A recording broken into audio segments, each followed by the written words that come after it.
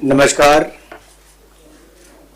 Monsoon सत्र हाल ही में खत्म हुआ, उसके पश्चात आप सबके सामने हम सब लोग आए हैं,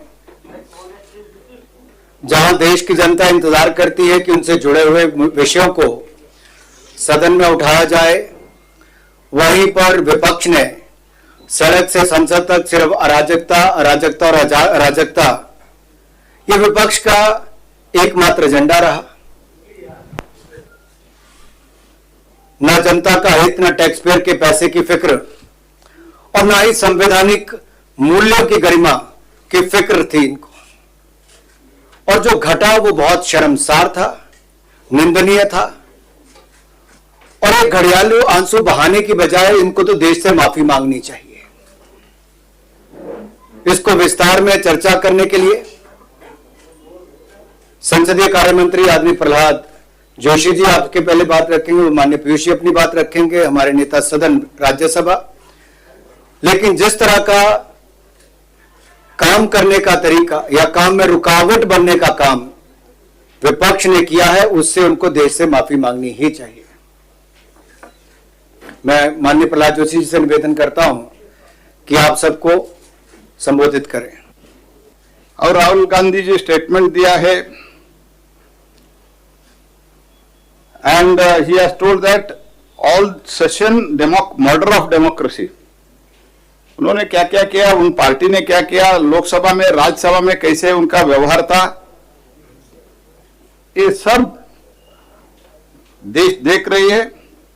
I demand if they have little sense of responsibility and democracy, they should apologize to the country। And also we demand chairman that there should be a strict action on them and this should not be repeated। Whichever party may be ruling, this should not be done। आए हैं जो बहुत ही दुखद शर्मनाक घटनाएं हमने लगातार इस सेशन में देखी। दोनों सदनों को चलने नहीं देना और खास तौर पे उच्च सदन जो राज्यसभा में जो व्यवहार रहा है विपक्ष का, उससे आज पूरे सदन की गरिमा भी टूटी है, गिरी है। चेयरमैन के ऊपर अनाप शनाप बेबुनियाद आरोप लगाकर चेयरमैन की डिग्निटी को भी उन्होंने बहुत हर्ट किया है। और एक प्रकार से नो इन पार्लियामेंट्री डेमोक्रेसी का प्रदर्शन हमने राज्यसभा में प्रमुख विपक्षी दलों के व्यवहार में देखा। इनकी मंशा तो शुरू से स्पष्ट थी, जैसा प्रहलाद जी ने कहा कि किसी तरीके से इस सेशन को वॉश आउट करना है, लेकिन सिलेक्टिवली चूज करते थे। जब चाहते थे अपनी बात रखना तो कुर्सियों पे चले जाते थे, सिलेक्टिवली डिवीजन में मांग लेते थे सडनली।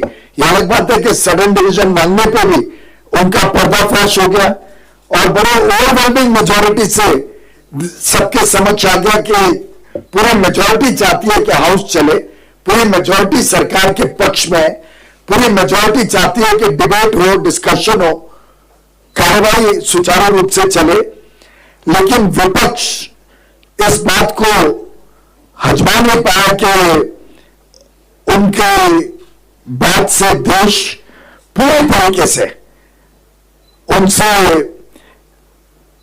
कुछ अपेक्षा न रखते हुए अब उन्होंने गिव अप कर दिया इस ऑपोजिशन के ऊपर।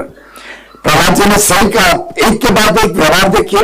मिनिस्टर के हाथ से छीनना कागज और सस्पेंड होने के बाद हमने कहा अपोलोजाइज करिए, तो हम चेयर से रिक्वेस्ट करेंगे कि आपको वापस दे लिया जाए, तो स्पष्ट बोल दिया कि he will not apologise to the chair. 6 MP suspend होने के बाद एक कांच का शीशा पर मोबाइल से तोड़ के चैम्बर में अंदर जबरदस्ती घुसने की कोशिश करना और एक महिला मार्शल को चोट लगना, कांच उनके गर्दन पे जाना, एक बहुत ही दुखद घटना जिस पर हमने चेयर से रिक्वेस्ट करी थी कि उस पर एक्शन लिया जाए।